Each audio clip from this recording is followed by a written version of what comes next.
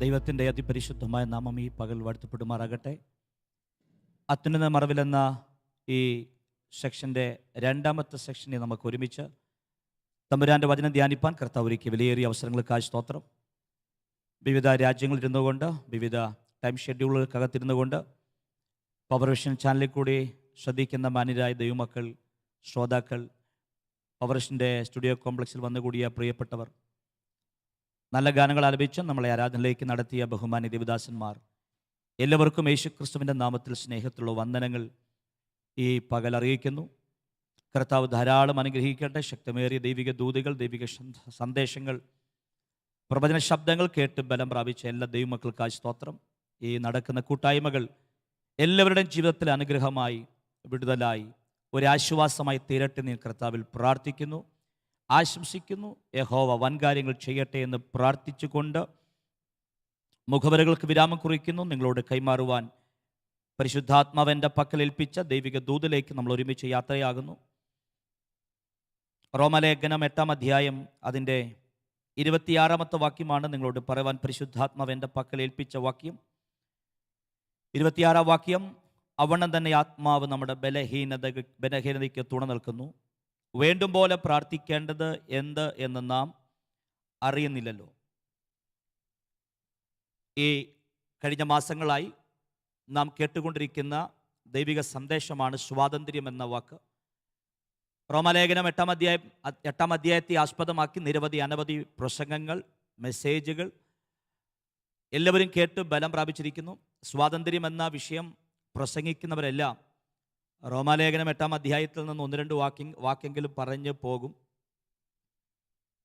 8-ാം അധ്യായം സ്വാതന്ത്ര്യമാണ്. പാപത്തിൽ നിന്നും മരണത്തിൽ നിന്നും ഒരു ദൈവിക സ്വാതന്ത്ര്യമാണ് 8-ാം അധ്യായത്തിൻ്റെ അടിസ്ഥാനപരമായ വിഷയം.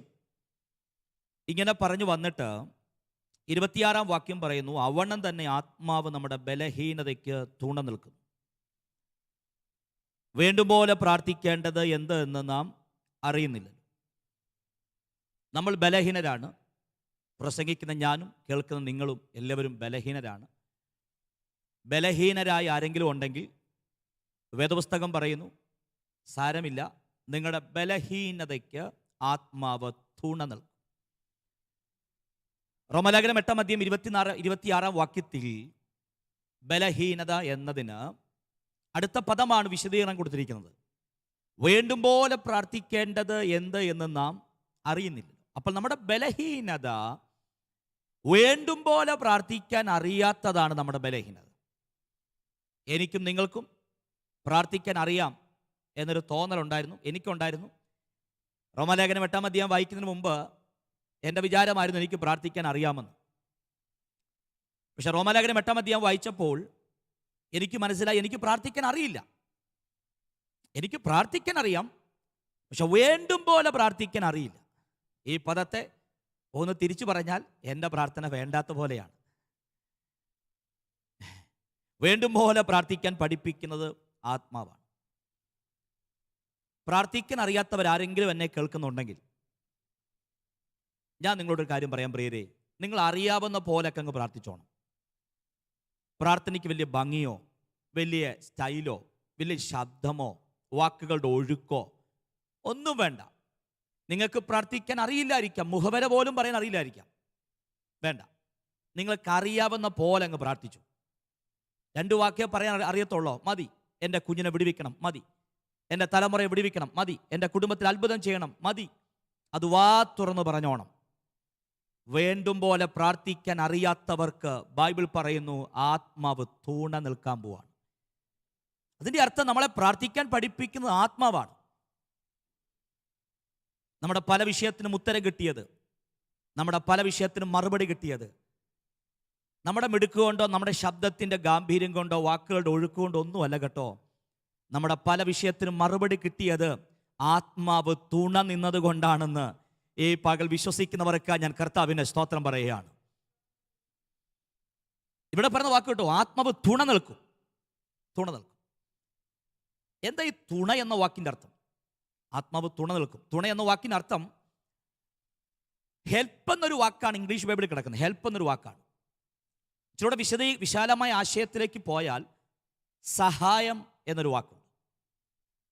സഹായം എന്നതിനും കരുതൽ എന്നതിനും താങ്ങി നിർത്തുക എന്നതിനും വീണുപോകാതെ പിടിച്ചു നിർത്തുക എന്നതിനൊക്കെ ഉപയോഗിക്കുന്ന പദമാണ് തുണ എന്ന വാക്ക്. തുണ, ഹെൽപ്പുണ്ടാകുക. തന്നെ നടക്കാൻ കഴിയാത്തവരാരെങ്കിലും ഉണ്ടെങ്കിൽ, വീണുപോകുമെന്നും ഇടറിപ്പോകുമെന്നും വിചാരിക്കുന്നവരാരെങ്കിലും ഉണ്ടെങ്കിൽ, നിങ്ങളുടെ ആ തകർന്നു പോകുന്ന സിറ്റുവേഷനകത്ത് നിങ്ങളെ താങ്ങി നിർത്താൻ ആത്മാവിന് ഇന്ന് പകൽ കഴിയും.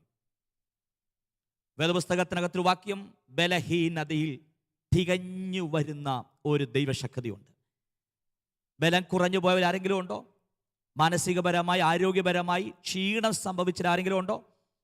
ഉണ്ടെങ്കിൽ കേട്ടോ, നിങ്ങളുടെ ആ ക്ഷീണമുള്ള അവസ്ഥയ്ക്കകത്ത് ആത്മാവ് തുണ നിൽക്കുകയാണ്. തുണയാകുക. ഒരു ദൈവപൈതലിൻ്റെ, ഒരു മനുഷ്യൻ്റെ ജീവിതത്തിൽ 3 തരത്തിലുള്ള തുണകളുടെ പ്രാധാന്യതയുണ്ട്. ഒരു ദൈവപൈതലിന്, ഒരു ആത്മീയന്, ഒരു ശുശ്രൂഷകന് 3 തുണകളുടെ ആവശ്യം ബൈബിൾ പറയുന്നുണ്ട്. ഒന്നാമത്തെ തുണയെപ്പറ്റി ബൈബിൾ പറയുന്നത് ഉൽപ്പത്തി പുസ്തകം 2-ാം അധ്യായം 18-ാമത്തെ വാക്യത്തിലാണ്. തക്ക തുണ ഒരുക്കി കൊടുത്തെന്നാണ് വേദപുസ്തകത്തിൻ്റെ വാക്യം. മനുഷ്യൻ ഏകനായിരിക്കുന്നത് നന്നല്ല, തക്കതായ തുണ. തുണ എന്ന ദൂത്, തുണ എന്നൊരാശയം തുടങ്ങുന്നത് ഉൽപ്പത്തി പുസ്തകം 2-ാം അധ്യായം മുതലാണ്. തക്കതായൊരു തുണ. തക്ക തുണ എന്ന വാക്കിന് എബ്രായ പദം എസർ കെനറ്റോം എന്നൊരു വാക്കാണ് ഉപയോഗിക്കുന്നത്. എസർ കെനറ്റോം എന്ന വാക്കിൻ്റെ അർത്ഥം ഫേസ് ടു ഫേസ് എന്നാണ് അർത്ഥം, മുഖാമുഖം എന്നാണ് അർത്ഥം. അപ്പൊ എന്താ ഈ പറയുന്നത്? മുഖാമുഖമോ? മനുഷ്യൻ ഏകനായിരിക്കും നന്നല്ല, തക്ക തുണ ഒരുക്കുമെന്ന് പറയുമ്പോൾ എസർ കണക്റ്റോം എന്ന വാക്ക് ഉപയോഗിക്കുന്നു. മുഖാമുഖം. അതിൻ്റെ അർത്ഥം ഭാര്യ ഭർത്താക്കന്മാർ മുഖാമുഖം നോക്കിയിരിക്കുക, നോക്കി നിൽക്കുക എന്നുള്ളതല്ല. പിന്നെ എന്താ അതിൻ്റെ ആശയത്തിൻ്റെ ഇച്ചിലൂടെ വിശാലമേറിയ ആഴം? ഒരാളുടെ മുഖത്തേക്ക് നോക്കി നിന്നാൽ, ഒരാളെ മാത്രം നമ്മൾ ശ്രദ്ധിച്ചു നിന്നാൽ നമുക്ക് അദ്ദേഹത്തിൻ്റെ പുറകിൽ നടക്കുന്ന കാര്യങ്ങളൊക്കെ മനസ്സിലാകും. കാര്യം നമ്മൾ അദ്ദേഹത്തെ മാത്രമാണ് നോക്കുന്നത്. നമുക്കൊരു കാര്യം മനസ്സിലാകും, അദ്ദേഹത്തിൻ്റെ പുറകിൽ എന്തൊക്കെ നടക്കുന്നുണ്ട്, അദ്ദേഹത്തിൻ്റെ പുറകിൽ എന്തൊക്കെ വരുന്നുണ്ട്, അദ്ദേഹത്തിൻ്റെ പുറകിൽ എന്തൊക്കെ നടക്കാൻ സാധ്യതയുണ്ട്. അദ്ദേഹത്തിന് കാണാൻ കഴിയത്തില്ല, നമുക്കും മാത്രം, നോക്കുന്നവർക്കും മാത്രം കാണാൻ പറ്റും എന്തൊക്കെ നടക്കുന്നുണ്ടെന്ന്. ഇതാണൊരു ഭാര്യയുടെയും ഭർത്താവിൻ്റെയും ഉത്തരവാദിത്വം. തക്ക തുണയെന്ന് പറഞ്ഞാൽ നിങ്ങളുടെ ഭാര്യയാകാം, ഭർത്താവാകാം. അവർക്ക് പുറകിൽ നടക്കാൻ പോകുന്ന, വരാൻ പോകുന്ന ചില സാഹചര്യത്തെയും സാധ്യതകളെയും നിങ്ങൾക്ക് മുന്നമേ നോക്കി കാണാൻ കഴിയും. അതാണ് തക്ക തുണ എന്ന വാക്കിൻ്റെ അർത്ഥം. ഏദൻ തോട്ടത്തിൽ എന്താ സംഭവിച്ചത്? ഏദൻ തോട്ടത്തിൽ സംഭവിച്ച പരാജയം അവിടെ തന്നെയല്ലേ? നടക്കാൻ പോകുന്ന ഒരു കാര്യത്തെ തുണയായിരിക്കേണ്ട ആൾക്ക് കാണാൻ പറ്റിയില്ല. അവിടെ മുതലല്ലേ അപകടങ്ങൾ ആരംഭിക്കുന്നത്? എൻ്റെ പ്രിയരെ, എന്നെ കേൾക്കുന്ന ശ്രോതാക്കളെ, ഭാര്യ ഭർത്താവിനും ഭർത്താവ് ഭാര്യയ്ക്കും ഒരു തക്ക തുണയായിരിക്കുക എന്നതിൻ്റെ അർത്ഥം നിങ്ങൾ അവരെ ശ്രദ്ധിച്ചു നോക്കുക. അവർക്ക് വരാൻ പോകുന്ന ഈ അപകടങ്ങൾ, ആപത്തുകൾ, പ്രതിസന്ധികൾ നിങ്ങൾ മുന്നമേ കണ്ടെത്തണം. അവരെ മാത്രം നിങ്ങൾ നോക്കണം. അതാണ് എസർ കെനറ്റോം എന്ന വാക്കിൻ്റെ അർത്ഥം. പലപ്പോഴും ഇവിടെ പറ്റിപ്പോകുന്ന ഈ അപകടം ആർക്കും തുണയായിരിക്കുന്നില്ലെന്നാണ്. തുണയായിരിക്കുക എന്ന വാക്ക് ഞാൻ എസർ കെനറ്റോമിൻ്റെ അർത്ഥത്തിൽ പറയാം.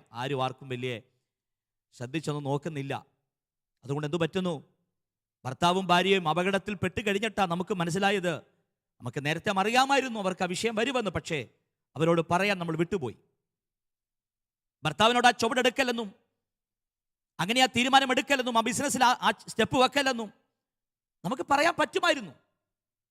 പക്ഷെ നമ്മൾ അവിടെ എന്തോ വായടച്ചിരുന്നു. അതുകൊണ്ട് എന്തു പറ്റി? നമ്മുടെ ഭർത്താവ് ഒരു അപകടത്തിൽപ്പെട്ടു. ഭാര്യയോടെല്ലാം പറയാം നമുക്ക്, അങ്ങനെ സംസാരിക്കരുത്, അങ്ങനെ പ്രവർത്തിക്കരുത്.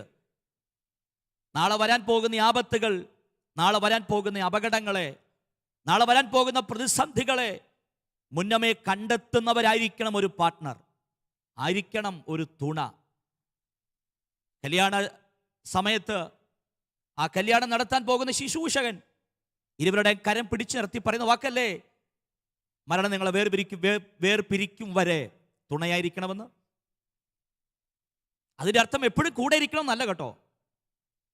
ഭർത്താവ് പോകുന്നിടത്തെല്ലാം ഭാര്യ കൂടെ പോകണമെന്നും ഭാര്യ പോകുന്നിടത്തെല്ലാം ഭർത്താവ് ഒന്നുമല്ല. എപ്പോഴും കൂടെ ഇരിക്കണമെന്നല്ല തുണയുടെ അർത്ഥം. എൻ്റെ ഭർത്താവിന് വരാൻ പോകുന്ന ഒരു പ്രതിസന്ധികളെ മുന്നമേ കാണാൻ കൃപയുള്ളവരായിരിക്കണം. ഞാൻ ഈ ദൂത് പറയുമ്പോൾ ഇതുവരെ ആരെങ്കിലും അത് പ്രാപിച്ചിട്ടില്ലെങ്കിൽ അത് മടക്കി പിടിക്കുക. എൻ്റെ ഭർത്താവിന് എൻ്റെ കുടുംബത്തിൽ എനിക്ക് നേരെ വരാൻ പോകുന്ന ഒരു പ്രതിസന്ധികളെ മുന്നമേ കണ്ടെത്തുന്ന ഒരു ഭാര്യയും ഒരു ഭർത്താവുമാകണം. ഞാൻ അടുത്ത പോയിന്റിലേക്ക് പോവുകയാണ്. തുണയെന്ന ആശയം അവിടെ തുടങ്ങുകയാണ്. തക്ക തുണ ഒരുക്കുക. രണ്ടാമതായിട്ട്, ഒരാത്മീയന്, ഒരു ദൈവ പൈതലിന് എവിടെയാണ് തുണയുടെ ആവശ്യമായിരിക്കുന്നത്? രണ്ടാമത്തെ തുണയുടെ ആവശ്യം 2 കൊരിന്ത്യർ ലേഖനം 1-ാം അധ്യായം അതിൻ്റെ 11-ാമത്തെ വാക്യത്തിനകത്താണ് ഈ വാക്ക് പരാമർശിക്കുന്നത്. 2 കൊരിന്ത്യർ ലേഖനം 1-ാം അധ്യായത്തിൻ്റെ 11-ാം വാക്യം, പ്രാർത്ഥനയിൽ ഒരുവന് തുണയുണ്ടാകണം. ഞാൻ നിങ്ങളെ ആ വാക്യം വായിച്ചു കേൾപ്പിക്കാം. അതിൻ്റെ 11-ാം വാക്യമാണ്, അതിന് നിങ്ങളും ഞങ്ങൾക്ക് വേണ്ടിയുള്ള പ്രാർത്ഥനയിൽ തുണയ്ക്കുന്നുണ്ടല്ലോ. ഇത് പറയുന്നത് എപ്പോഴെന്നറിയാമോ? ഇത് പറയുന്നത്, തുടങ്ങുന്നത് അതിൻ്റെ 8-ാം വാക്യം മുതലാണ്. ഞങ്ങൾക്കുണ്ടായ കഷ്ടം നിങ്ങൾ അറിയാതിരിപ്പാൻ ഞങ്ങൾക്ക് മനസ്സില്ല. ജീവനോടിരിക്കുമോ എന്ന് നിരാശ തോന്നുമാറ് ഞങ്ങൾക്ക് ശക്തിക്ക് മീതെ അത്യന്തം ഭയപ്പെട്ടു. അതെ, ഞങ്ങളിലല്ല, മരിച്ചവരെ ഉയർപ്പിക്കുന്ന ദൈവത്തിൽ തന്നെ ആശ്രയിപ്പാൻ തക്കവണ്ണം ഞങ്ങളും മരിക്കുമെന്ന് ഉള്ളിൽ നിർണയിക്കേണ്ടി വന്നു. ഇത്ര ഭയങ്കര മരണത്തിൽ നിന്ന് ദൈവം ഞങ്ങളെ വിടുവിക്കുകയും ചെയ്യും. മേലാലും വിടുവിക്കുമെന്ന് ഞങ്ങൾ അവനിൽ ആശിച്ചിരിക്കുന്നു. ആസ്യയിൽ വെച്ച് ദൈവദാസനായ പൗലോസിന് വലിയൊരു അപകടമുണ്ടായി, ഒരു പ്രതിസന്ധി ഉണ്ടായി. വലിയ കഷ്ടമെന്ന വാക്കാണ് താൻ ഉപയോഗിക്കുന്നത്. ഭയങ്കര കഷ്ടം.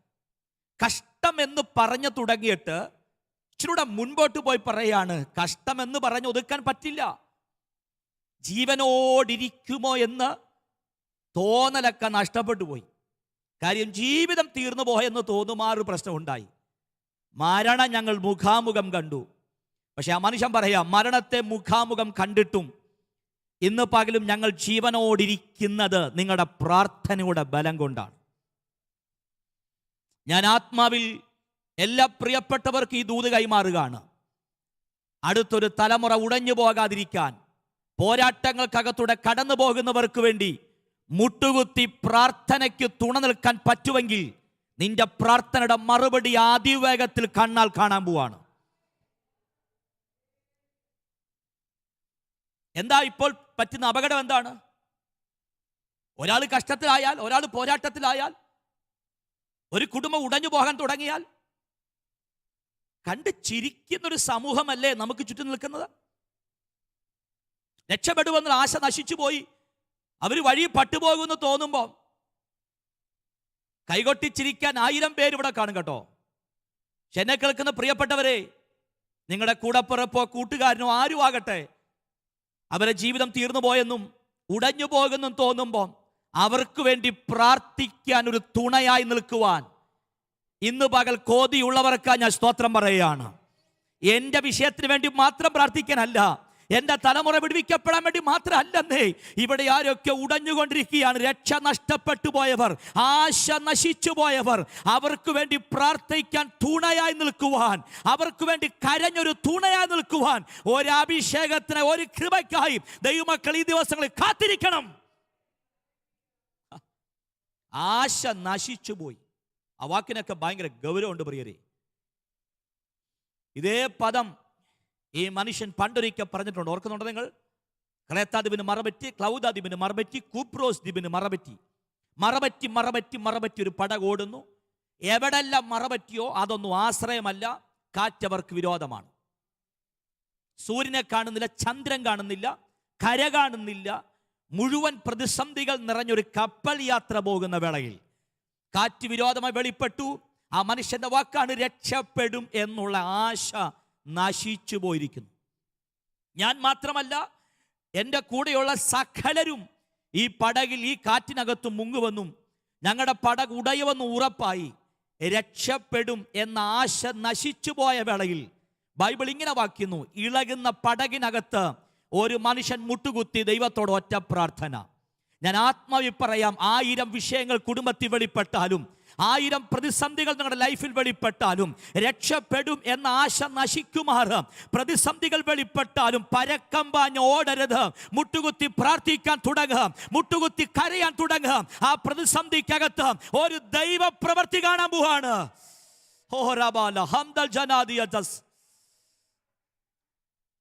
ആശ നശിച്ചു പോയവരെന്നെ കേൾക്കുന്നുണ്ടോ? ബിസിനസ് ചെയ്ത് സകലതും മുടഞ്ഞു പോയവർ, പിടിച്ചു കയറാൻ ഒരു പിടിവള്ളി പോലും ഇല്ലാതെ വലഞ്ഞു പോയവരെന്നെ കേൾക്കുന്നുണ്ടോ? തലവരുടെ ഭാവികാലത്തിൽ ആശ നശിച്ചു പോയവരെന്നെ കേൾക്കുന്നുണ്ടോ? ജോലിക്കെല്ലാം സാധ്യത ഉണ്ടായിട്ടും, നിനക്ക് സകല വിദ്യാഭ്യാസ യോഗ്യതകൾ ഉണ്ടായിട്ടും, ഒരു നല്ല വിദ്യാഭ്യാസം ഉണ്ടായിട്ടും നിനക്ക് അതിന് പൊസിഷൻ ഒരു ജോലി കിട്ടാതെ, നിന്റെ വിദ്യാഭ്യാസത്തിനനുസരിച്ച് ഒരു പൊസിഷൻ ലഭിക്കാതെ ആരെങ്കിലും ആശ നശിച്ചു പോയവരുണ്ടോ? മരിച്ചാൽ മതിയെന്നും എനിക്ക് ജീവിതം ഇല്ലെന്നും ഒരു വഴി തുറക്കത്തിലും തോന്നിയവരാരെങ്കിലും ഉണ്ടോ? ഞാനിത് ദൂത് പറയുമ്പോൾ ആത്മാവിൽ നിങ്ങൾ കൈമാറുകയാണ്. പ്രാർത്ഥിക്കാൻ തുടങ്ങിക്കൂ, കരയാൻ തുടങ്ങിക്കോ, മുട്ടുകുത്താൻ തുടങ്ങിക്കോ, പായിട്ട് ദൈവത്തോട് അപ്പാന്ന് വിളിക്കാൻ തുടങ്ങിക്കോ. ആശ നശിച്ചു പോയ വിഷയത്തിനകത്ത് ഒരു ദൈവപ്രവൃത്തി വെളിപ്പെടാൻ പോവാണ്. ഞാൻ ഈ ദൂത് ആർക്കൊക്കെയോ ഇന്ന് പകൽ കൈമാറുകയാണ്. യേശുവിന്റെ നാമത്തിൽ ആശ നശിച്ചു പോയ വിഷയത്തിനകത്ത് പ്രാർത്ഥിക്കുക, കരയുക. ഒരു വലിയ ദൈവപ്രവൃത്തി വെളിപ്പെടാൻ പോവാണ്. ഒരു വലിയ അത്ഭുതങ്ങൾ വെളിപ്പെടാൻ പോവാണ്. ഓ രക്തം ജയം, രക്തം ജയം, രക്തം ജയം. 3 ദിവസമായി ജനം വെള്ളമില്ലാതെ ഉഴന്നു നടന്നൊരു കാലഘട്ടം വേദപുസ്തകത്തിനകത്തുണ്ട്. ഞാനത് പറയുമ്പോൾ എൻ്റെ ചെവിയിലേക്ക് കയറി വന്നൊരു ദൂത് ഞാൻ ആത്മാവി കൈമാറുകയാണ്. 3 ദിവസമായി വെള്ളമില്ലാതെ ഉഴന്നു നടന്ന ജനം മരിക്കും ഉറപ്പാ. വെള്ളത്തിനൊരു സാധ്യതയില്ല. മരുഭൂമിക്കകത്തൊരു ഉറവ തുറക്കുമെന്ന് ഒരു പ്രതീക്ഷയില്ല. എല്ലാം വിരോധമായ സാഹചര്യമാണ്. ഒരു അത്ഭുതം നടക്കുമെന്നോ, ഒരു വിടുതൽ നടക്കുമെന്നോ, ഒരു മറുപടി നടക്കുമെന്നോ ഒന്നുമില്ല. എല്ലാവരും പിറുപിറുക്കാൻ തുടങ്ങി. വെള്ളമില്ല, മരിക്കാൻ പോവാണ്, കിട്ടിയ വെള്ളം കയ്പാണ്, അത് കുടിക്കാൻ പറ്റത്തില്ല, കരയാൻ തുടങ്ങി, എല്ലാവരും പിറുപിറുക്കാൻ തുടങ്ങി. പക്ഷെ നിങ്ങൾ ബൈബിൾ ശ്രദ്ധിച്ചു നോക്കിയൊരു കാര്യം കാണാം. എല്ലാവരും പിറുപിറുക്കുന്ന വേളയിൽ ഒരു മനുഷ്യന്റെ ആശ നശിച്ചിട്ടില്ല കേട്ടോ. ഇസ്രായേൽ ജനത്തെ പറ്റി എത്ര 26, 28, 30, 40 ലക്ഷം ജനമാ. ഇത്രയും ജനത്തിന്റെ ആശ നശിച്ചു പോയെടുത്ത് ഒരു മനുഷ്യന്റെ ആശ നശിച്ചിട്ടില്ല. ഒരു ഭാഗത്ത് പ്രതിസന്ധികൾ വലുതാണ്, പക്ഷേ ആ വലിയ പ്രതിസന്ധിക്കകത്തും ആശ നശിച്ചു പോകാതെ ഒരു മനുഷ്യൻ മുട്ടുകുത്തി പ്രാർത്ഥിച്ചിട്ടുണ്ടെങ്കിൽ ആത്മാവ് ഞാൻ കൈമാറാം. വലിയ വിഷയത്തിനകത്തും ആശ നശിച്ചു പോകാത്തവർക്കായി ഞാൻ കർത്താവിനെ സ്തോത്രം പറയുക. ഒരു പ്രത്യാശ ഇന്ന് പകൽ നിങ്ങളുടെ ഹൃദയത്തിനകത്തേക്ക് വ്യാപരിക്കട്ടെ.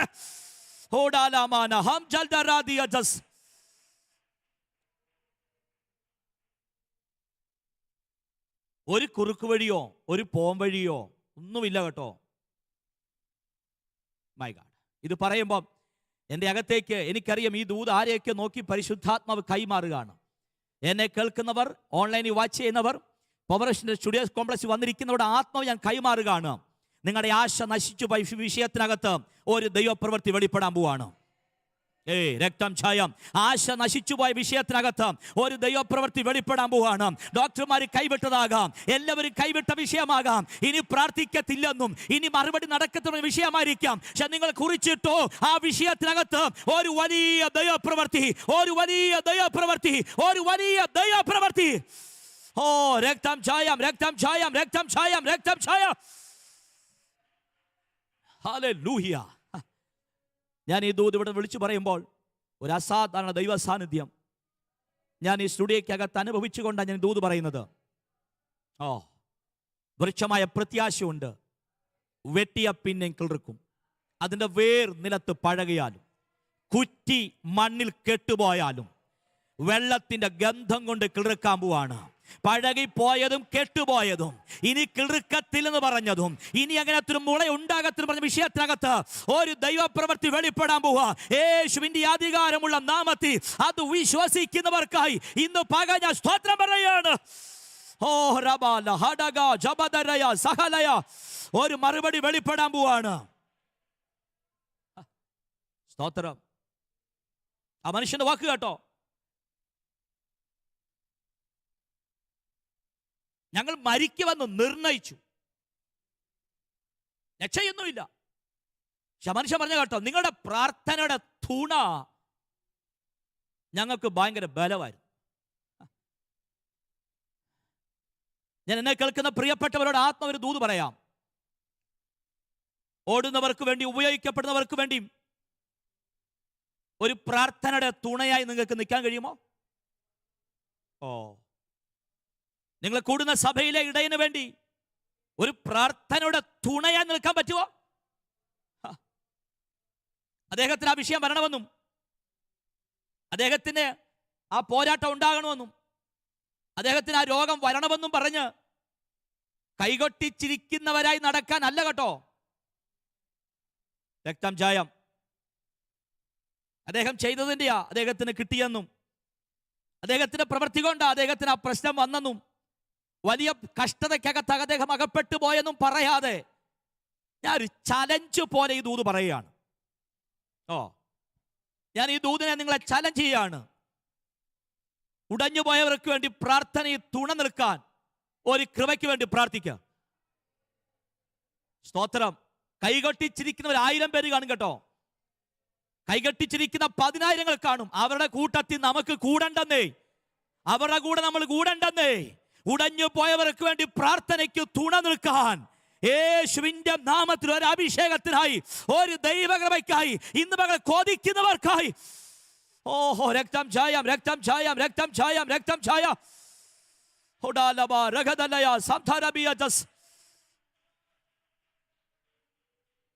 ആമേൻ. ഞാൻ വീണ്ടും ആ വാക്ക് ഒന്നുകൂടെ പറയാം.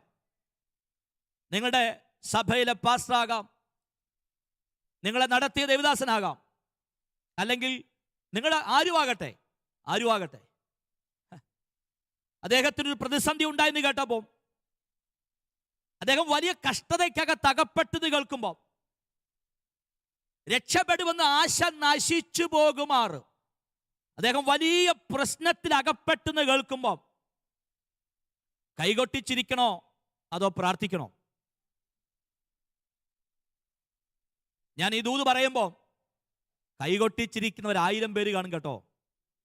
എൻ്റെ പ്രിയപ്പെട്ടവരെ, എൻ്റെ ദൈവമക്കളെ, എൻ്റെ കൂടപ്പറപ്പുകളെ, ഞാൻ ആത്മാവ് നിങ്ങൾ കൈമാറാം.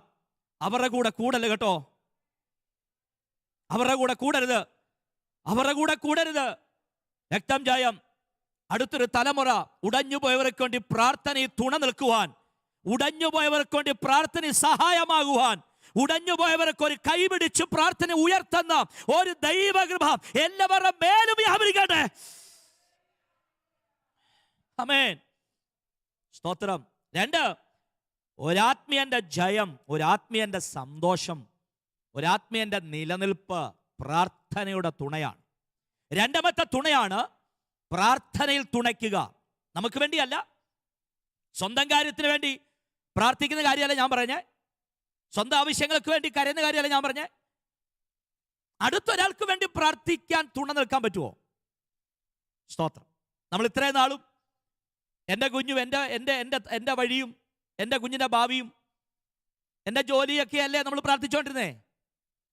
നമുക്ക് അവിടുന്ന് ഒന്ന് കയറാം, ഒരു പടി ചവിട്ടി മുമ്പോട്ട് കയറാം, എന്നിട്ട് പ്രാർത്ഥിക്കാം, കർത്താവേ അടുത്തൊരാളെ സഹായിക്കണപ്പാ, ആ കുടുംബം ഭയങ്കര കഷ്ടത്തിനകത്താ, അവരുടെ കുഞ്ഞിന് ഭാവി ഉണ്ടാകുന്നില്ലപ്പാ, അവരുടെ മോക്ക് ജോലി ഉണ്ടാകുന്നില്ലപ്പാ, ആ കുഞ്ഞിന്റെ വയസ്സ് ഒത്തിരി അധികമായി, ഇതുവരെ ഭാവി നടന്നില്ലപ്പാ, ആ കുടുംബത്തിന് ദൈവപ്രവൃത്തി വെളിപ്പെടണമെന്ന് പ്രാർത്ഥിക്കാൻ പറ്റുമോ? അതാ പ്രാർത്ഥനയിൽ തുണയാകുക എന്ന് പറഞ്ഞാൽ. ഞാനിത് പറയുമ്പം നിങ്ങൾക്ക് മനസ്സിലാകുന്നൊരു ആശയം പറയാം. ഈ വാഴ കൃഷി ചെയ്തവർ, വാഴ വളർന്നു, വളവിട്ടു, കൃഷി ചെയ്തു, നന്നായിട്ട് വളർന്നു. വാഴ കൊലയാകുമ്പോൾ, വാഴയായതുകൊണ്ട് എങ്ങോട്ട് കൊല വരുന്നു അങ്ങോട്ടൊന്ന് ചെരിയും, അങ്ങോട്ടൊരു മറിവുണ്ടാകും. അപ്പം എന്തു ചെയ്യും? ആ കൃഷിക്കാരൻ ഒരു കമ്പെടുത്തുകൊണ്ട് വന്ന് എങ്ങോട്ടത് മറിയുമോ അങ്ങോട്ട് മറിഞ്ഞു വീഴാത്ത വിധത്തിൽ ഒരു താങ്ങ് നിർത്തും, ഒരു സപ്പോർട്ട് കൊടുക്കും. ഒടിഞ്ഞു വീഴല്ല, അതിന് ബലമുണ്ട്, ഒടിഞ്ഞു വീഴല്ല എന്ന രീതിയിൽ ഒരു സപ്പോർട്ട് ചെയ്യും. ഇത് തന്നെ അവിടെ പറയുന്നത്. തുണ എന്ന വാക്കിനൊക്കെ ലളിതമായ വാക്കിന്റെ അർത്ഥം അതൊക്കെയാട്ടോ. ഒരാൾ മറിഞ്ഞു വീഴുന്നു കാണുമ്പം ഓടിച്ചെന്ന് തള്ളിയിടാതെ ഒന്ന് പ്രാർത്ഥനയിൽ ഹെൽപ്പ് ചെയ്യാമോ? രക്തം ജയം. നമ്മുടെ വിഷയം വിട്ടിട്ട് അടുത്തൊരാൾക്ക് വേണ്ടി തുണ നിൽക്കുന്ന ഒരു പ്രാർത്ഥന പ്രാപിക്കണം. അടുത്തൊരാൾക്ക് വേണ്ടി കരയാൻ. നിങ്ങളുടെ രക്തബന്ധം ആയിരിക്കത്തില്ല, നിങ്ങളുടെ കൂടപ്പറപ്പായിരിക്കത്തില്ല, നിങ്ങൾക്ക് ഒരു ബന്ധം അദ്ദേഹത്ത് കാണത്തില്ല, നിങ്ങൾക്ക് അദ്ദേഹമായിട്ട് ഒരു സഹായം ഉണ്ടാകത്തില്ല, നിങ്ങൾക്ക് അദ്ദേഹമോ അദ്ദേഹം നിങ്ങൾക്കോ ഒരു ഹെൽപ്പും ചെയ്ത് കാണത്തില്ല. എങ്കിലും അദ്ദേഹം ഉടഞ്ഞു പോയെന്ന് കേൾക്കുമ്പോൾ ഒന്ന് പ്രാർത്ഥിക്കാൻ പറ്റുമോ? സ്തോത്രം, സ്തോത്രം, സ്തോത്രം, സ്തോത്രം. അദ്ദേഹം പട്ടുപോയെന്ന് കേൾക്കുമ്പോൾ ഒന്ന് കരയാൻ പറ്റുമോ? ഇതാ പ്രാർത്ഥനയ്ക്ക് തുണ നിൽക്കുക എന്ന് പറഞ്ഞാൽ. പൗലോസ് പറഞ്ഞു കേട്ടോ, ഞങ്ങൾ ജീവനോടെ ഇപ്പൊ ഇരിക്കുന്നത് ഞങ്ങളുടെ മിടുക്കൊണ്ടൊന്നും അല്ല കേട്ടോ, ഞങ്ങൾ മരിക്കുന്നു നിർണയിച്ചതാ, ഞങ്ങൾ മരിക്കാൻ ദൈവത്തിന് ഏൽപ്പിച്ചു കൊടുത്തതാ. സ്തോത്രം. പക്ഷെ ഇന്ന് പകലും ഞങ്ങൾ ഇവിടെ വന്നിരിക്കുന്നത് നിങ്ങളുടെ പ്രാർത്ഥന കൊണ്ടാണ്, നിങ്ങളുടെ പ്രാർത്ഥന കൊണ്ടാണ്. അടുത്തൊരു കൂട്ടത്തിന് വേണ്ടി പ്രാർത്ഥനയ്ക്ക് തുണ നിൽക്കുന്ന ഒരു അഭിഷേകം പ്രാപിക്കണം. രണ്ടാമത്തെ തുണയാണ് പ്രാർത്ഥനയെ തുണയ്ക്കുക. മൂന്നാമത്തെ കാര്യം പറഞ്ഞു, ഓടിച്ച് നമ്മൾ പ്രാർത്ഥിക്കാൻ പോകുന്നു. കഷ്ടങ്ങളിൽ അവൻ ഏറ്റവും അടുത്ത തുണയാണ്. ഞാനിത് പറയുമ്പം നിങ്ങളുടെ ഹൃദയത്തിലേക്ക് ആ വാക്യം ഓടി വന്നില്ലേ? വന്നു. 46 സങ്കീർത്തനം 1 വാക്യമല്ലേ? എൻ്റെ സങ്കേതവും ബലവുമാകുന്നു, കഷ്ടങ്ങളിൽ അവൻ ഏറ്റവും അടുത്ത തുണയാണ്. എല്ലാവരും പറയുന്ന വാക്ക് ഞാൻ ഒന്നുകൂടെ പറയാം.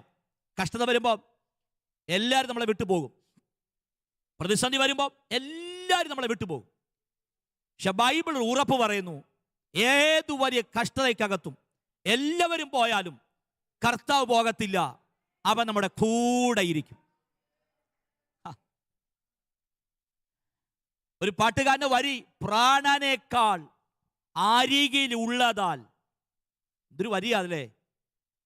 നമ്മുടെ പ്രാണൻ രക്തത്തിനകത്തായിരിക്കുന്നേ, അതിനേക്കാൾ അരികിലിരിക്കുന്ന ഒരു ദൈവത്തെയാണ് ആ പാട്ടുകാരൻ വർണ്ണിച്ചിരിക്കുന്നത്. കഷ്ടതയ്ക്കകത്ത് പോയി ഒറ്റപ്പെട്ടു പോയവരാരെങ്കിലും ഉണ്ടോ? എല്ലാം ഉണ്ടായിട്ടും എല്ലാം ഉള്ളപ്പോഴും കൂടെ ആയിരങ്ങളുണ്ടായിരുന്നു. കഷ്ടത വന്നപ്പോൾ എല്ലാവരും പോയെന്നും എൻ്റെ കൂട്ടുകാരും സഹോദരനും സഹോദരി എല്ലാം പോയെന്നും വിചാരിക്കുന്നവരാരെങ്കിലും ഉണ്ടോ? ഉണ്ടേ കേട്ടു. ആ കഷ്ടത നിങ്ങളെ തകർക്കാനല്ല, നിങ്ങളുടെ അരികിൽ കർത്താവിന് വരാൻ വേണ്ടിയാണ്. ആ രോഗം നിങ്ങളെ തകർക്കാനല്ല, ആ പോരാട്ടം നിങ്ങളെ തകർക്കാനല്ല, ആ പൊട്ടക്കുഴി നിങ്ങളെ തകർക്കാനല്ല, ആ അടിമച്ചന്ത നിങ്ങളെ തകർക്കാനല്ല, അടിച്ചു വലിക്കുന്ന ചാട്ടവാറിന്റെ വേദനകൾ നിങ്ങളെ ഉടയ്ക്കാനല്ല. വന്ന പ്രതിസന്ധികളെല്ലാം കഷ്ടതയിൽ നിങ്ങളുടെ അരികിൽ വരുന്ന, കഷ്ടത നിങ്ങളുടെ കൂടെ ഇരിക്കുന്ന, അത് അനുഭവിച്ചിട്ടുള്ളവർക്കായി ഇന്ന് പകൽ ഞാൻ സ്തോത്രം പറയുക. 1000 പ്രതിസന്ധിക്കകത്തും നമ്മുടെ കൂടെ ഇരിക്കുന്ന രക്തം ചായം ദൈവം നമ്മുടെ കൂടെ ഇരിക്കുമോ? കൂടെ ഇരിക്കും. കഷ്ടങ്ങളിൽ അവൻ ഏറ്റവും അടുത്ത തുണയാണ്. ഇതേ പദം 2 തിമോഥെയോസിന്റെ ലേഖനത്തിൽ പൗലോസ് പറയുന്ന വാക്കുണ്ട്. സ്തോത്രം. 2 തിമോഥെയോസിന്റെ ലേഖനം അതിന് 4-ാം അധ്യായം അതിൻ്റെ അവസാനത്തെ വാക്യം 16-17 വാക്യങ്ങൾ. ആ വാക്യം ഇങ്ങനെയാണ്: എൻ്റെ 1-ാം പ്രതിപാദത്തിൽ ആരും എനിക്ക് തുണ നിന്നില്ല, എല്ലാവരും എന്നെ കൈവിട്ടു, അതവർക്ക് കണക്കിടാതിരിക്കട്ടെ, കർത്താവ് എനിക്ക് തുണ നിന്നു. അടുത്ത വാക്ക് കേട്ടോ: പ്രസംഗം എന്നെ കൊണ്ട് നിവർത്തിപ്പാനും സകല ജാതികളും കേൾപ്പാനും എന്നെ ശക്തീകരിച്ചു, അങ്ങനെ ഞാൻ സിംഹത്തിന്റെ വായിൽ നിന്ന് രക്ഷ പ്രാപിച്ചു. അപ്പോസ്തലനായ പൗലോസ് ഈ വാക്യം പറഞ്ഞ ഇച്ചിരി വേദനാജനകമാണ്. നിങ്ങൾ കേട്ടോ, എൻ്റെ 1-ാം പ്രതിപാദത്തിൽ ആരും എനിക്ക് തുണ നിന്നില്ല. ഒന്നാം പ്രതിപാദത്തിൽ ആരെങ്കിലുമൊക്കെ തുണ നിൽക്കുന്ന ഓർത്ത ഒരാളാ അദ്ദേഹം. കാര്യം തൻ്റെ ശരീരം നോക്കാതെ, തൻ്റെ സാഹചര്യം നോക്കാതെ, തൻ്റെ ഒന്നും നോക്കാതെ ഒരു ജനതയ്ക്ക് വേണ്ടി ഓടി നടന്ന് ശുശ്രൂഷിച്ചൊരു മനുഷ്യൻ. ഊണിലും ഉറക്കത്തിലും സഭ എന്നതും ദൈവജനമെന്നും വെളിപ്പാടും മാത്രം അകത്തുള്ള മനുഷ്യൻ. എപ്പോഴും അവർക്ക് വേണ്ടി മാത്രം ജീവിച്ചൊരു ശുശ്രൂഷകൻ. പക്ഷെ മനുഷ്യൻ പറഞ്ഞ കേട്ടോ, അവരുടെ പ്രതിസന്ധിയിൽ ഞാൻ കൂടെ നിന്നു. പക്ഷെ എൻ്റെ ഒന്നാം പ്രതിസന്ധി വന്നപ്പോൾ, ഒന്നാം പ്രതിപാദം വന്നപ്പോൾ, അല്ലേ, ഒന്നാം പ്രതിപാദം എന്നൊരു പ്രതിസന്ധി എനിക്കുണ്ടായപ്പം അവരാരും കൂടെ നിന്നില്ല. ഒത്തിരി പേർക്ക് സഹായമായിട്ടും, ഒത്തിരി പേരെ ഹെൽപ്പ് ചെയ്തിട്ടും, ഒത്തിരി പേരെ നീ സഹായിച്ചിട്ടും നിന്റെ വിഷയത്തിനകത്ത് ആരും നിന്നെ സഹായിക്കാൻ വന്നില്ലല്ലേ? അങ്ങനെ ആരെങ്കിലും കേൾക്കുന്നുണ്ടോ? ഉണ്ടേ കേട്ടോ, ആരും വരണ്ട, കർത്താവ് നിങ്ങളുടെ കൂടെ ഉണ്ടെന്നീ. ഒരാഴ്ചക്കാലം മുഴുവൻ കൂടപ്പിറപ്പിന് വേണ്ടി ജീവിച്ചില്ലേ? കൂടപ്പിറപ്പിന് വേണ്ടി ഓടിയിട്ടും, അവർ നല്ല നില എത്തിയിട്ടും, അവർ നല്ല രാജ്യത്തെത്തിയിട്ടും, അവർക്ക് നല്ല ഭാവി ഉണ്ടായിട്ടും, നിന്റെ ഒരു ആവശ്യം വന്നപ്പം ആരും നിന്റെ കൂടെ ഇല്ലായിരുന്നല്ലേ? ആരെങ്കിലും കേൾക്കുന്നുണ്ടോ കേട്ടോ? ആരും കൂടെ വേണ്ട, ആരും കൂടെ വേണ്ട. എൻ്റെ ഒന്നാം പ്രതിപാദത്തിൽ ആരും എനിക്ക് തുണ നിൽക്കണ്ട. പക്ഷെ എൻ്റെ സന്തോഷം പറയാം, ആരും കൂടെ ഇല്ലേലും എൻ്റെ വിഷയത്തിനകത്തിൻ്റെ കൂടെ നിൽക്കുന്ന, എനിക്ക് തുണ നിൽക്കുന്ന ഒരു ദൈവമുണ്ട്. വിശ്വസിക്കുന്നവർക്കായി ഞാൻ കർത്താവിനെ ഈ പകൽ സ്തോത്രം പറയുകയാണ്. നിന്റെ വിഷയത്തിനകത്ത് ആരും കൂടെ ഇല്ലേലും നിനക്ക് തുണ നിൽക്കുന്ന കർത്താവുണ്ടെന്ന്. രക്തം ജയം. എന്തുകൊണ്ടാ കർത്താവ് തുണ നിന്നത്? വാക്യം കേട്ടോ, കർത്താവ് എനിക്ക് തുണ നിന്നു, പ്രസംഗം എന്നെ കൊണ്ട് നിവർത്തിപ്പാനും സകല ജാതികളും കേൾപ്പാനും എന്നെ ശക്തീകരിച്ചു. അപ്പൊ കർത്താവ് തുണ നിന്നത് നിന്റെ മിടുക്കൊണ്ടൊന്നും അല്ല കേട്ടോ. വീട്ടുപേര് കണ്ടിട്ടും, നിന്റെ പണം കണ്ടിട്ടോ, ക്വാളിഫിക്കേഷൻ കണ്ടൊന്നും അല്ല കർത്താവ് കൂടെ തന്നെ. കർത്താവ് തുണ നിന്നത് നിന്നെ ഏൽപ്പിച്ചൊരു ശുശ്രൂഷ ഉള്ളത് കൊണ്ടാണ്. നിന്റെ മേൽ കർത്താവ് കൈമാറിയ അഭിഷേകവും നിനക്ക് തന്ന കൃപാവരവും അത് അനേകർ ഉപയോഗിക്കേണ്ടതും അനേകർക്ക് പ്രയോജനമാകേണ്ടത് കൊണ്ടാണ്, നിന്റെ മിടുക്ക് കൊണ്ടല്ല. ആരെങ്കിലും ഓർത്തോ നിങ്ങൾ രക്ഷപ്പെട്ടത് നിങ്ങളുടെ കഴിവ് കൊണ്ടാണെന്ന്? പ്രതിവാദങ്ങൾ അധികമായി വന്നപ്പോഴും ആരും തുണയല്ലാതിരുന്നപ്പോഴും കർത്താവ് നിങ്ങളുടെ കൂടെ നിന്നത് നിങ്ങളുടെ കഴിവ് കൊണ്ടൊന്നും അല്ല കേട്ടോ. ഇന്ന് രാഹുൽ പാസ് കൂടെ കർത്താവ് നിന്നത് മിടുക്കൊണ്ടൊന്നും അല്ല, ഏൽപ്പിച്ചൊരു ശുശ്രൂഷ ഉള്ളത് കൊണ്ടാണ്. ശുശ്രൂഷയകത്തുള്ളവർ, ശുശ്രൂഷ പ്രാപിച്ചവർ, ദൈവനിയോഗം പ്രാപിച്ചവർ, അനേകർക്ക് പ്രയോജനമാകേണ്ടവർ ഒറ്റപ്പെട്ടിരിക്കുന്നുണ്ട് കേട്ടോ. നിങ്ങളെ ഒറ്റപ്പെട്ട വിഷയത്തിനകത്ത് നിന്ന് നിങ്ങളെ പുറത്തിറക്കാൻ കഴിയുന്ന ഒരു കർത്താവുണ്ടെന്ന്. അവൻ നിന്റെ കൂടെ ഇരിക്കുകയാണ്. ശുശ്രൂഷയുള്ള നീ പ്രതിവാദത്തിൽ ഒറ്റയ്ക്കായി പോകാൻ അനുവദിക്കത്തില്ല.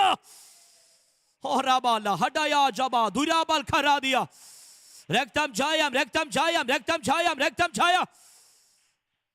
ഹല്ലേലൂയ. കർത്താവ് കൂടെ ഇരുന്നപ്പം, കർത്താവ് തുണ നിന്നപ്പം എന്താ കിട്ടിയ ഗുണം? കർത്താവ് തുണ നിന്നപ്പം കിട്ടിയ ഗുണം കേട്ടോണം, അവൻ എന്നെ ശക്തീകരിച്ചു. അയ്യോ, കർത്താവ് തുണ നിന്നപ്പോൾ ഒരു മനുഷ്യനെ കർത്താവ് ശക്തീകരിച്ചു. അത് പറയാൻ കാര്യം എന്നാ? അത് പറയാൻ കാര്യം 16-ാം വാക്യത്തിൽ എന്നെ ഒന്നാം പ്രതിപാദത്തിൽ ആരും എനിക്ക് തുണ നിന്നില്ല. ആരും തുണയില്ലാതെ ഇരുന്നപ്പം എൻ്റെ ശക്തി അങ്ങ് ചോർന്നു പോയി. മാനസികപരമായി, ആരോഗ്യപരമായി എനിക്കൊരു പവർ ഉണ്ടായിരുന്നു. അവരെൻ്റെ കൂടെ കാണുമെന്നും എൻ്റെ സഭ എന്നെ നടത്തുമെന്നും എൻ്റെ പ്രതിപാദത്തിൽ ആരും വന്നില്ലേലും അവരൊക്കെ കൂടെ കാണുമെന്നൊക്കെ വിചാരിച്ചിരുന്നു. ആരും വരാതിരുന്നപ്പം ആ ശക്തി അങ്ങ് ചോർന്നു പോയി. സ്തോത്രം. ശക്തി ചോർന്നവന്റെ കൂടെ കർത്താവ് അങ്ങ് നിന്നു. നമ്മുടെ പ്രസംഗത്തിൽ പറഞ്ഞാൽ ശക്തി ചോർന്നവന് കർത്താവ് അങ്ങ് തുണ നിന്നു. തുണ നിൽക്കുക മാത്രമാണോ? അല്ലെന്നേ.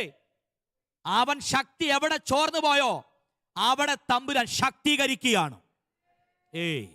ഞാൻ ആത്മാവിൽ പറയാം, ശുശ്രൂഷ വേണ്ടെന്നും കൃപാവരം വേണ്ടെന്നും അഭിഷേകം വേണ്ടെന്നും എനിക്ക് ആ പ്രാർത്ഥന വേണ്ടെന്നും മരിച്ചാൽ മതി എന്ന് വിചാരിച്ച് ആരെങ്കിലും ഇരിപ്പുണ്ടെങ്കിൽ തമ്പുരാൻ പറ, ഇല്ല കേട്ടോ, ആ വിഷയത്തിനകത്ത് നിന്നെ ശക്തീകരിക്കാൻ പോവാണ്.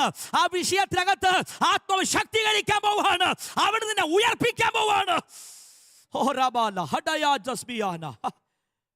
ആമേൻ. ശക്തീകരിക്കുക മാത്രമാണോ?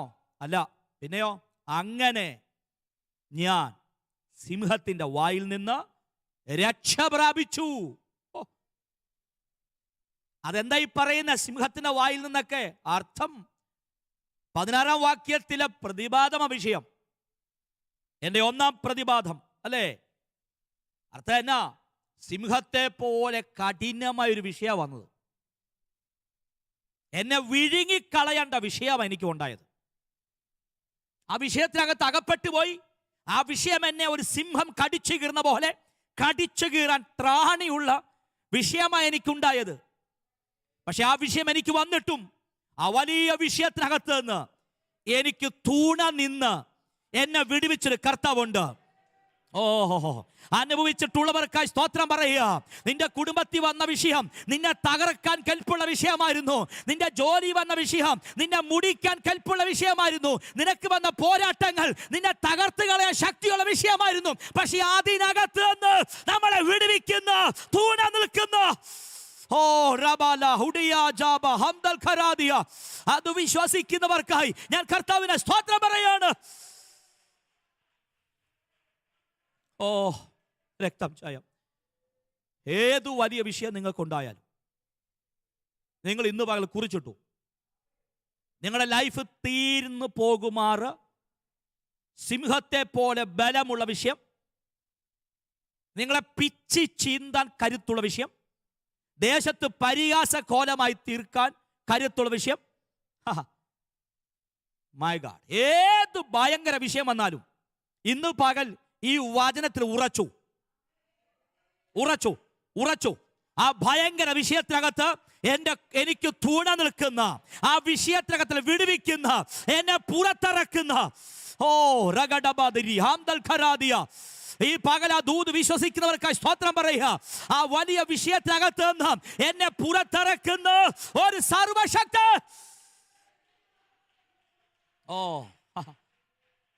ജയം. കർത്താവ് തുണയാണോ? ഏത് പോരാട്ടം വന്നാലും നീ തകർന്നു പോകത്തില്ല. കർത്താവ് തുണയാണ് കേട്ടോ. ഉണ്ടെങ്കിൽ കേട്ടു, ആ രോഗം നിങ്ങളെ തകർക്കത്തില്ല.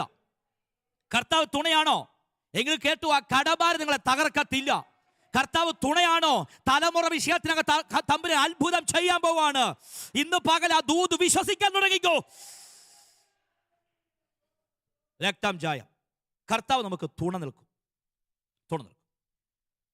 ഒരു വാക്യം കൂടി, 1-2 വാക്യം കൂടി പറഞ്ഞാൽ നിങ്ങൾക്കോട് പ്രാർത്ഥിക്കാം. കർത്താവ് ആർക്കാണ് സത്യത്തിൽ തുണ നിൽക്കുന്നത്? 119-ാം സങ്കീർത്തനത്തിന്റെ അതിൻ്റെ 173-ാമത്തെ വാക്യത്തിൽ വാചകം കിടപ്പുണ്ട്. നിന്റെ കൽപ്പനകളെ ഞാൻ തിരഞ്ഞെടുക്കിയാൽ നിന്റെ കൈ എനിക്ക് തുണയായിരിക്കട്ടെ. കർത്താവ് ആർക്ക് തുണ നിൽക്കും? അവന്റെ കൽപ്പനയ്ക്കകത്ത് ജീവിക്കാൻ തുടങ്ങിയാൽ, അവന്റെ പ്രമാണത്തിൽ നടക്കാൻ തുടങ്ങിയാൽ, അവന്റെ ഉപദേശത്തിൽ ജീവിക്കാൻ തുടങ്ങിയാൽ, തമ്പുരാന്റെ കൽപ്പന വിട്ട് ഇടത്തോട്ടോ വലത്തോട്ടോ മാറാതെ, ഒരണുവിട പോലും കൽപ്പനയിൽ നിന്ന് വ്യതിചലിച്ചു പോകാതെ, പൗലോസിന്റെ വാക്ക് പറഞ്ഞ പ്രാണത്യാഗത്തോളം കൽപ്പനയ്ക്കകത്ത് ജീവിക്കാൻ തുടങ്ങിയാൽ, നിങ്ങൾ കേട്ടോ, കർത്താവിന്റെ കൈ നിങ്ങൾക്ക് തൂണയായിട്ടിരിക്കും. ഒരു സെക്കൻഡ് പോലും മാറരുത് കേട്ടോ. ഒരു നിമിഷം പോലും തമ്പുരാന്റെ കൽപ്പന വിട്ട് മാറരുത്. എന്തു വില കൊടുത്തു? ഒന്നുകൂടെ ഞാൻ ആ വാക്ക് ആവർത്തിച്ച് പറയുന്നു. എന്തു വില കൊടുത്തു? തമ്പുരാന്റെ പ്രമാണത്തിൽ, തമ്പുരാന്റെ കൽപ്പനയിൽ, തമ്പുരാന്റെ ആജ്ഞയിൽ, തമ്പുരാന്റെ ശബ്ദത്തിൽ നിങ്ങൾ ജീവിക്കാൻ തുടങ്ങിയാൽ നിങ്ങളുടെ ലൈഫിൽ കർത്താവിന്റെ കരം ഒരു സഹായമായി, ഒരു തൂണയായി. ജീസസ്. ഇസ്രായേൽ ജനം മിസ്രൈമിൽ വന്നു, വലിയ ചെങ്കടലെത്തി. എല്ലാവരും മോശയോടും ദൈവത്തോടും പിറുപിറുത്തു, പരാതി പറഞ്ഞു, ആവലാതി പറഞ്ഞു, വേവലാതി പറഞ്ഞു. എല്ലാവരും കുറ്റം പറയാനും എല്ലാവരും പിറുപിറുക്കാനും തുടങ്ങിയപ്പോൾ ഒരു മനുഷ്യൻ ദൈവത്തിൻ്റെ വാക്ക് അനുസരിച്ചു, ദൈവത്തിൻ്റെ കൽപ്പനയെ കയറി അങ്ങ് പിടിച്ചു, കർത്താവിൻ്റെ വാക്കിനെ പൊട്ടനെ പോലെ അങ്ങ് വിശ്വസിച്ചു. തൻ്റെ കയ്യിലിരുന്ന ഒരു വടിയെടുത്ത് ചെങ്കട് നേരം നീട്ടി. ഇതല്ലേ ചിത്രം?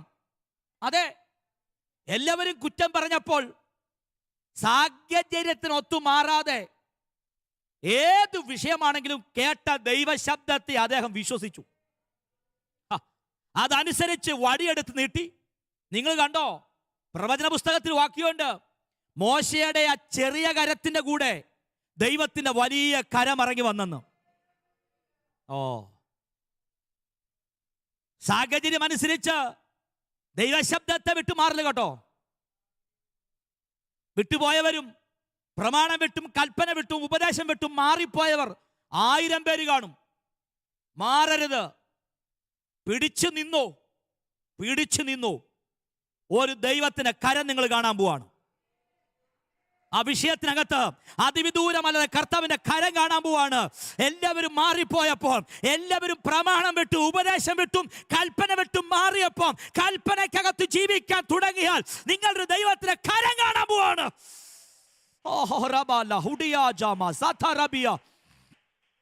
രക്തം ജയം, രക്തം ജയം, രക്തം ജയം.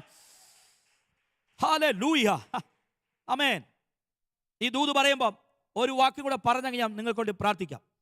ഈ പുറപ്പാട് പുസ്തകത്തിനകത്ത് ഒരു വാക്യം കിടപ്പുണ്ട്. 18-ാം അധ്യായത്തിനകത്താണ് വാക്യം കിടക്കുന്നത്. 18-ാം അധ്യായത്തിൻ്റെ, എൻ്റെ ഓർമ്മ ശരിയെങ്കിൽ അതിൻ്റെ 4-ാം വാക്യമാണ്.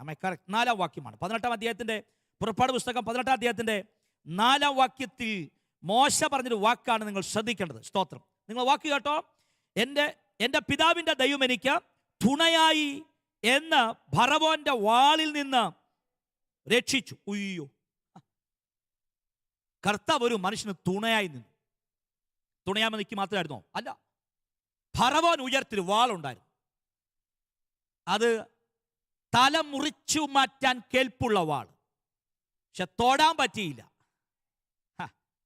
ഫറവോന്റെ ഉയർത്തിയ വാളിന് ഒരു മനുഷ്യന്റെ ദേഹത്ത് സ്പർശിക്കാൻ പറ്റിയില്ല. എന്തുകൊണ്ട്? അദ്ദേഹത്തിന് തമ്പുരാൻ തുണയായിരുന്നു. ഞാൻ വീണ്ടും ആ വാക്ക് പറയാം. ഉയർത്തിയ വാളുമായി ശത്രു നിനക്ക് മുമ്പിലുണ്ട് കേട്ടോ. നിന്നെ വെട്ടിക്കളയാനും, നീ പാർക്കുന്ന ദേശത്തിന് നിന്നെ ഇല്ലാതാക്കാനും, മുടിച്ചു കളയാനും, നിന്നെ ആ ദേശത്ത് തുടച്ചു മാറ്റിക്കളയാനും ഉയർത്തിയ വാളുമായി ശത്രു നിൽപ്പുണ്ട്. പക്ഷെ ഇന്ന് മകളെ കേട്ടോ, അവന് തൊടാൻ പറ്റത്തില്ല, അവന് തൊടാൻ പറ്റത്തില്ല, അവന് തൊടാൻ പറ്റത്തില്ല. കാര്യം യഹോവ നമുക്ക് തുണയായിരിക്കുന്നുണ്ട്. രക്തം ജയം, രക്തം ജയം, രക്തം ജയം. നിങ്ങൾ പാർക്കുന്ന ദേശത്ത് നിങ്ങൾ തകർന്നു പോകത്തില്ല. ഞാൻ അങ്ങനെ പറഞ്ഞ വാക്കിനെ അവസാനിപ്പിക്കുകയാണ്. നിങ്ങൾ പാർക്കുന്ന ദേശത്ത് നിങ്ങളെ പിശന് തൊടാൻ പോലും പറ്റത്തില്ല. ഏത് പ്രബലനായ ഫറവോനുണ്ടെങ്കിലും, നിങ്ങൾ പാർക്കുന്ന ദേശത്ത് ഏത് ശത്രുവിൻ്റെ ബലമുണ്ടെങ്കിലും, ഏത് പൈശാചിക ഗോപുരങ്ങളുണ്ടെങ്കിലും, വാഗ്ദത്തമുള്ള, അഭിഷേകമുള്ള, ദൈവകൃപയുള്ള, ആത്മശക്തിയുള്ള കുടുംബത്തെ തൊടാൻ ശത്രുവിന് കഴിയത്തില്ല. അവന് കഴിയത്തില്ല. കാര്യം യഹോവ നമുക്ക് തുണയാണ്. യഹോവ നമുക്ക് തുണയാണ്. യഹോവ നമുക്ക് തുണയാണ്.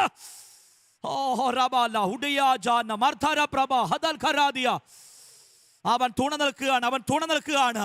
അത് വിശ്വസിക്കുന്നവർക്കായി ഇന്ന് പകൽ ഞാൻ സ്തോത്രം പറയുകയാണ്. യഹോവ കഷ്ടകാലത്ത് ഏറ്റവും അടുത്ത തുണയാണ്. ഏറ്റവും അടുത്ത തുണയാണ്.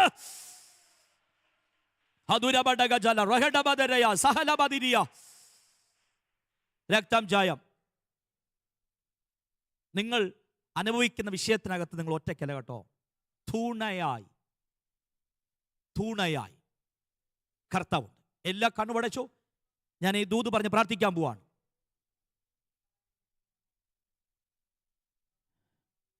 ഞങ്ങളുടെ ജീവിതത്തിന് എല്ലാ സാഹചര്യത്തിലും, ഞങ്ങൾ ഒറ്റയ്ക്കായി പോയെന്ന് വിചാരിച്ച വേളയിലും ഞങ്ങൾ ഒറ്റയ്ക്കല്ലോ കർത്താവേ. കർത്താവ് തുണയുണ്ടല്ലോ.